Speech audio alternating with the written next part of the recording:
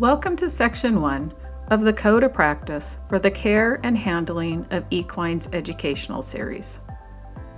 Duty of Care is the introductory chapter of the Code that outlines the overarching responsibilities that come with being an equine owner or caregiver. Equine ownership is not a short-term commitment. Horses, donkeys, and mules can live for 30 years or longer. Although ownership of these animals can be a great pleasure, there is also significant responsibility associated with long-term commitment of both time and money. Owners and staff have a duty of care for the animals they are permanently or temporarily responsible for. As an example, a parent or guardian of a minor needs to take responsibility for any animal that is owned or cared for by their children. If an owner leaves an animal in the care of another person, such as a boarding stable, it is the owner's duty to ensure that person is competent and has the necessary authority to act in an emergency. In these situations, there should be a written contract in place indicating that they have guardianship of the horse in your absence. So, what does it mean to have responsibility for an animal? This means that you have an understanding of the animal's specific health and welfare needs, have the appropriate level of knowledge and skills to care for the animal, and that you know when to seek advice from a knowledgeable or professional person. Those responsible for the care of horses, donkeys, and mules must comply with all relevant legislation, such as provincial animal care acts. They must also be aware of the requirements and recommended practices within this code. Details of legislation specific to each province can be found through the provincial government or your local horse council.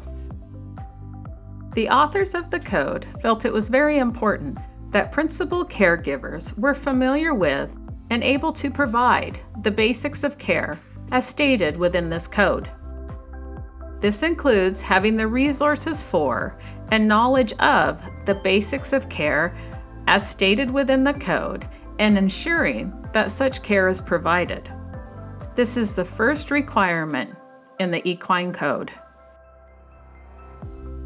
Your responsibilities as a horse owner or caretaker begins long before you purchase a horse or bring it home to your farm.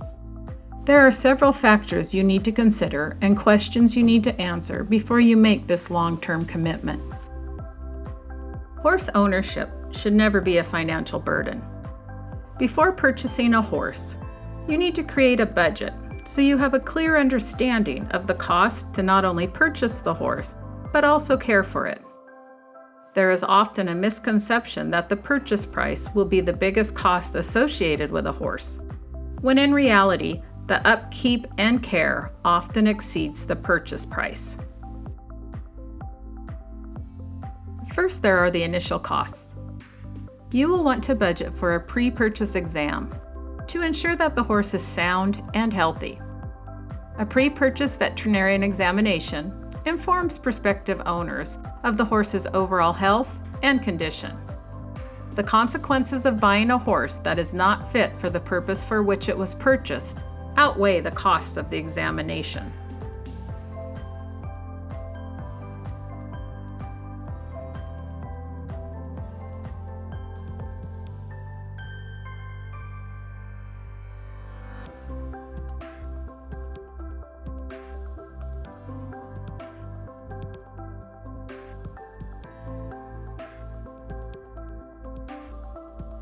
When choosing a veterinarian to perform a pre-purchase exam, make sure you choose one that has an equine-focused practice and one that is familiar with your intended discipline. Ask other horse owners in your area who they would recommend for a veterinarian. Choose a veterinarian independent from the seller to ensure there is no conflict of interest or perceived bias. And be present during the examination or have a trusted agent present. Once you have a list of recommended veterinarians, choose a few to interview. When you speak to them, inform them of what your primary use of the horse will be and your short and long-term goals. Ask them what procedures should be included and what the cost for the exam is. This will allow you to make an informed decision when choosing a veterinarian. Next, there is the actual purchase price of the horse, which can vary substantially. Factors that may impact the price include the horse's breeding, their training, their performance record, the current market, their age, and their level of experience. Now we are going to look at the costs associated with the day-to-day care and use of your horse, starting with transport. Do you have a means to transport the horse, or will you need to purchase a trailer? A method to transport your horse is a very important part of responsible horse ownership, especially having the means to transport an animal in the case of a veterinary emergency or the need to evacuate. The price of trailers vary greatly, as do features, but the most important consideration is that it is safe and reliable.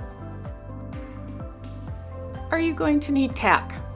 At a minimum, you will need to purchase a halter and lead, a saddle and saddle pad, a bridle, and grooming supplies such as hoof picks, brushes, and combs. How much is it going to cost to feed your horse? You will need to estimate the amount of hay, grain, and minerals they will need and include this in your monthly budget, including a buffer, as hay prices often fluctuate from year to year. You will also need to allow for feeding supplies such as water buckets or troughs, grain feeders, and hay nets or bale feeders. Then there is routine veterinary care that can range from $300 to $500 a year or more. You should also budget a minimum of $1,000 for emergency care, and all owners should be prepared for the unexpected, such as euthanasia and disposal of a deceased horse. Preventative medicine, such as deworming and fecal examinations, average around $100 a year, while hoof care can range from $25 to $50 every 6 to 8 weeks for trimming, or $60 to $250 for shoeing every 4 to 8 weeks. Though optional, insurance should be another consideration. Medical and surgical insurance normally is based on 3% of the horse's value plus $250 a year. Liability insurance, which provides coverage for bodily injury or property damage to a third party arising out of the use or ownership of a horse, is also advisable, and costs will vary on it. The next question would be, what type of horse is appropriate for your skill level and the horse's intended use? Are you a beginner wanting to trail ride, or a skilled horse person wanting to try reining or show jumping? Take time to research what breed, sex, age, level of training, and temperament will be most appropriate for you. Ask horse people who are experienced in the discipline you are interested in, and gather as much information as possible. For children or novice owners, buying a horse that is already well trained or that has experience in their intended discipline would be the best choice for you and the horse.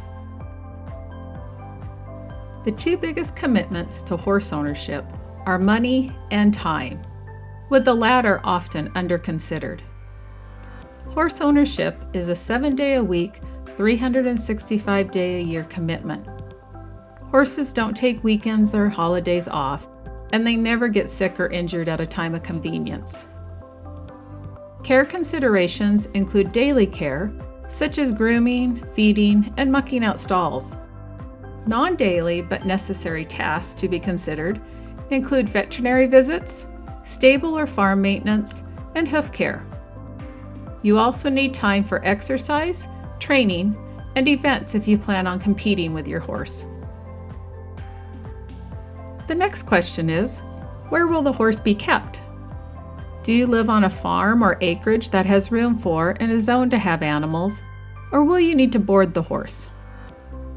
If you are planning on keeping the horse on your property, is your fencing appropriate to containing horses? If not, what is the cost of putting fencing and gating up? Do you have the necessary shelter, or will you need to build some? And is there access to a water source in the housing area? All of these factors need to be considered before you purchase a horse. To help you answer the questions, refer to Section 2 of the Code on Facilities and Housing. If you are planning to board your horse, there are several factors to take into consideration when choosing a facility. First, how far away from your home are the stables and how convenient will it be for you to get to it? Do you have access to your horse 24 hours a day or only during limited times? Does the facility allow for you to train and exercise your horse? How much does it cost and what does the price include?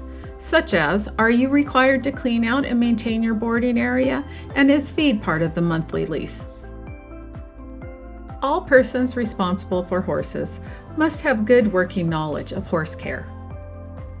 You must know what the feed and water requirements are for all the horses in your care.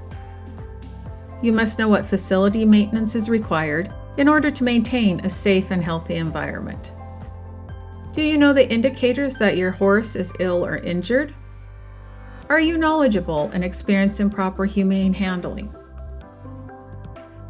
Have you considered a broad emergency preparedness plan? Educate yourself in all of these areas so you have a foundation of knowledge before you bring your horse home. Experience will then build on this foundation through horse ownership. Another aspect of horse ownership is planning for the time when you may want or need to bring your ownership of a horse to an end. Guidance and information to help you make the best decision for you and your horse is found in Section 9, Change or End of Career. And finally, as part of your duty of care, you need to have a contingency plan, which is when you plan ahead for possible scenarios that can impact the care of your horse.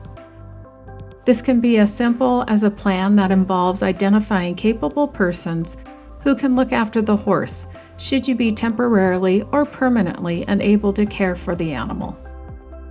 You will need to confirm with that person that they are willing and able, and make sure the plan is documented somewhere accessible.